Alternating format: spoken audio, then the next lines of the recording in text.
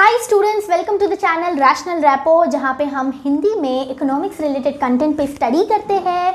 तो आज का हमारा टॉपिक है functions of money. Functions of money क्या है उससे पहले जानना ज़रूरी है कि बार्टर सिस्टम क्या है। ये वो सिस्टम था जहाँ पैसों की कोई पहचान नहीं थी तब, ठीक है। तब भी तो लोग रहते थे, राइट। तब भी लोगों की ज़रूरतें थी, उनकी ज़रूरतें पूरी करने के लिए बार्टर सिस्टम एग्जिस्टेंस में था, और जिसका मतलब होता है exchange of goods for goods, यानी सामान के बदले सामान की लेन देन। आज हम सामान के बदले पैसों की लेन देन करते हैं, उस समय सामान के बदले सामान की लेन देन हुआ करती थी। लेकिन इसके कुछ ड्रॉबैक्स थी, यानी खामियां थी, तो हम वो देखेंगे क्या थी।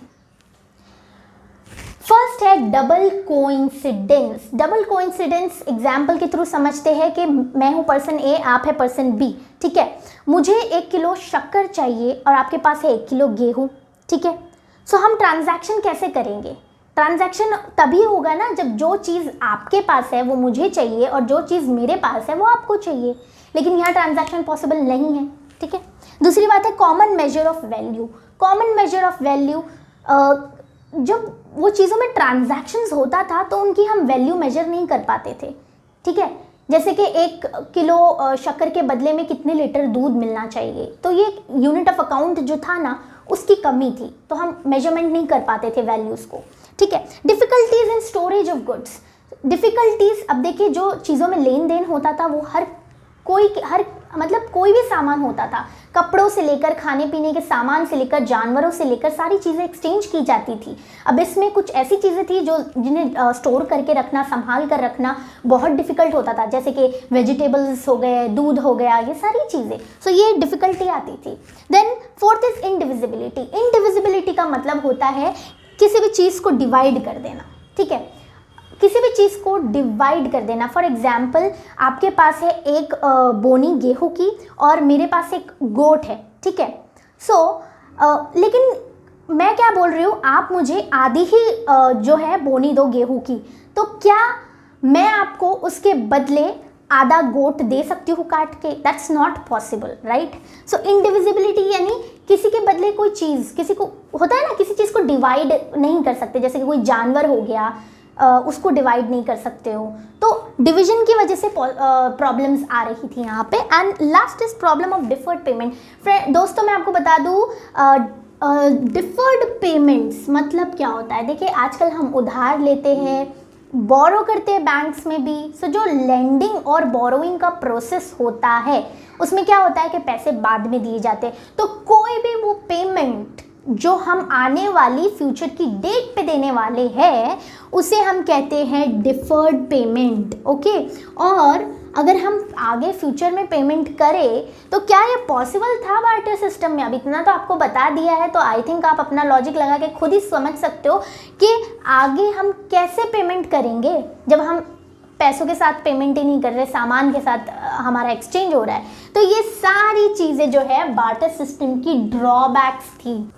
ओके स्टूडेंट्स, सो हम लोगों ने देखा है कि बार्टर सिस्टम की लिमिटेशंस क्या थी, और इसीलिए बाद में मेटालिक कॉइन्स आए। पहले एनिमल मनी आया, फिर मेटालिक कॉइन्स आए, उसके बाद में पेपर करेंसी आया, फिर बैंक मनी आया, प्लास्टिक मनी आ गया अब तो, जो डेबिट कार्ड्स और क्रेडिट कार्ड्स होते हैं, फिर इलेक्ट्रॉनिक मनी जो हम ऑनलाइन नेट बैंकिंग करते हैं, काफ़ी सारी चीज़ें आई है, ठीक है। लेकिन फंक्शंस ऑफ मनी क्या है, बहुत इंपॉर्टेंट है ये एग्जाम व्यू पॉइंट से। सो हम समझते हैं, हम सबको पता है, क्योंकि बचपन से हम पैसों में ही डील कर रहे हैं। भले से एक चॉकलेट क्यों ना खरीदना था, हम दुकानदार को 5-10 रुपए देकर ही खरीदते थे। तो ये इजी कॉन्सेप्ट है, सिर्फ एक बार देख लीजिए। मीडियम ऑफ एक्सचेंज, यानी अब पैसे आ गए हैं, so medium of exchange in the sense के एक्सचेंज एक मीडियम है ना, जरिया है ना। मैंने आपको पैसे दिए, आपने मुझे चीज़ दी, कोई वस्तु दी, तो ये एक मीडियम ऑफ एक्सचेंज है, राइट। दूसरा है मेजर ऑफ वैल्यू। अब हम मेजर ऑफ वैल्यू मनी की जो डिनोमिनेशन है, 5 रुपये, 10 रुपये, 50 रुपये, 100 रुपये, 2000, 500। सो इस हर एक नोट को, हर एक करेंसी की डिनोमिनेशन को एक वैल्यू दी गई है, और उस वैल्यू के थ्रू हम आराम से मेजर कर सकते हैं कि ये कमोडिटी का कितना वैल्यू है और ये प्रोडक्ट का कितना वैल्यू है, राइट, मनी की वजह से। Then standard of deferred payments. अब जैसे कि मैंने बताया बार्टर सिस्टम में डिफर्ड पेमेंट की प्रॉब्लम थी कि हम आगे जाके किसी फ्यूचर वाली डेट पे पेमेंट नहीं कर सकते थे, तो ये प्रॉब्लम भी सॉल्व हो गई। इसकी वजह से हुआ क्या कि लोग ज़्यादा लेंडिंग और बोरोइंग प्रोसेस में इन्वॉल्व होने लगे, यानी ज़्यादा लोन लिया जा सकता है बिकॉज ऑफ मनी। पैसे है तो आप आगे जाके लोन चुका पाओगे, क्योंकि स्टैंडर्ड ऑफ पेमेंट जो है डिफर्ड पेमेंट अवेलेबल है जस्ट बिकॉज ऑफ मनी, पैसों की वजह से। ठीक है। स्टोर ऑफ वैल्यू, अब तो आपके पास मनी है, आप कहीं भी स्टोर कर सकते हो फिजिकली, या फिर आप बैंक अकाउंट्स में भी स्टोर होता है, ठीक है, टेक्निकली, तो स्टोर ऑफ वैल्यू प्रोवाइड होता है। देन ट्रांसफर ऑफ वैल्यू, पैसों का ट्रांसफर एक जगह से दूसरी जगह आजकल बहुत ईजी हो गया है, आजकल ऑनलाइन भी बहुत ईजी हो गया है और इन हैंड भी, तो यूजुअली हम करते ही थे। ठीक है। मेजरमेंट ऑफ नेशनल इनकम, मैंने आपको बताया नेशनल इनकम एक वाइड कॉन्सेप्ट है, लेकिन नेशनल इनकम का मतलब होता है कि एक देश कितना कमाता है ना, गुड्स एंड सर्विसेज जो प्रोड्यूस करता है वो एक साल में उसकी वैल्यू को जो डिटरमाइन करते हैं वो नेशनल इनकम होती है। तो जो वैल्यू है जो हम डिटरमाइन करते हैं नेशनल इनकम की, वो भी मॉनेटरी टर्म्स में ही कैलकुलेट की जाती है, क्योंकि मनी की एक वैल्यू है, उसको हम मेजर करके नेशनल इनकम निकाल सकते हैं। फिर है बेसिस ऑफ क्रेडिट। देखिए बैंक में हम जाते हैं, मनी हमारा जो सेविंग्स होता है वो हम बैंक में डिपॉजिट करते हैं, और वो बैंक जो है वो डिपॉजिटेड मनी को किसी दूसरे को as a credit, as a loan जो है वो लेंड करती है, यानी उधारी देती है। ठीक है। सो ये जो चीज़ है, अगर सोचिए पैसे ना होते तो ना मैं सेव करके बैंक में रखती, ना बैंक वाले आगे उसको रोल करते पैसों को, है ना। सो इससे क्या होता है, लिक्विडिटी बेस। इकोनॉमिक्स में लिक्विडिटी या लिक्विड का मतलब होता है कोई भी चीज़ को आप कैश में कन्वर्ट कर रहे हो या एक वैल्यू में कन्वर्ट कर रहे हो, स्पेशली कैश। सो एक कैश बेस यहाँ पे फॉर्म हो जाता है, ठीक है, because of basis of credit. ठीक है, ये पॉसिबल है मनी की वजह से।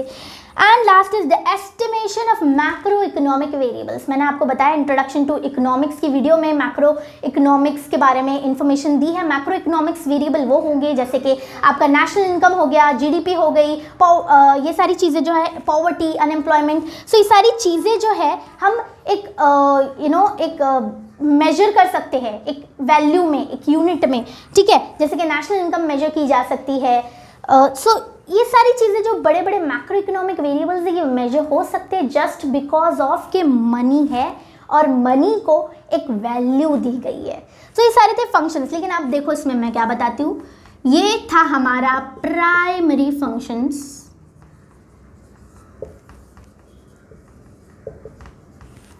ठीक है।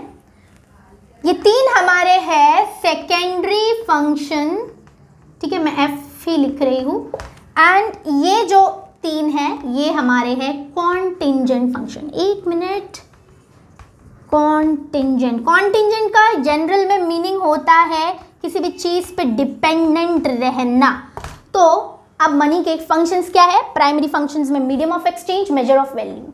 सेकेंडरी फंक्शन में standard of deferred payment, store of value, transfer of value.